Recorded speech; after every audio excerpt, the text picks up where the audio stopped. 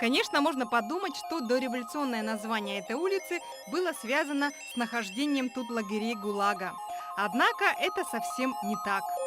Именно до революции, именно по этой улице, буквально примерно, где нынешняя областная больница, находились летние лагеря Якутского военного гарнизона. То есть вот именно в летний период гарнизон переходил полностью, в личным составом переходил именно на территорию нынешней областной больницы. Там у них была церковь, там у них были казармы.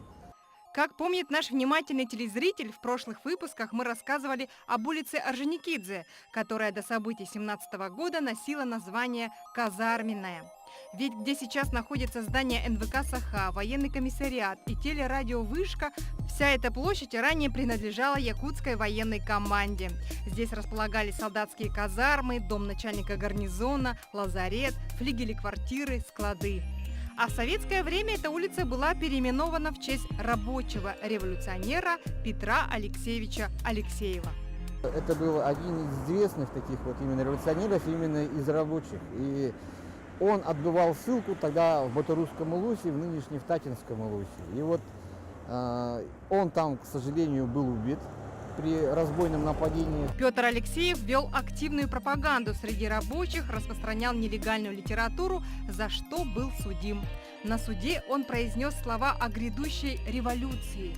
Позже эта речь Алексеева стала хрестоматийной, а Ленин назвал ее великим пророчеством русского рабочего революционера. Подымется мускулистая рука миллионов рабочего люда, и ярмо деспотизма, огражденное солдатскими штыками, разлетится в прах.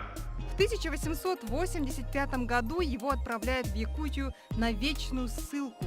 Кстати, Батарусский район, где он отбывал свой приговор, в 1963 году назвали в его честь, и до 90-х годов Татинский район именовался Алексеевским.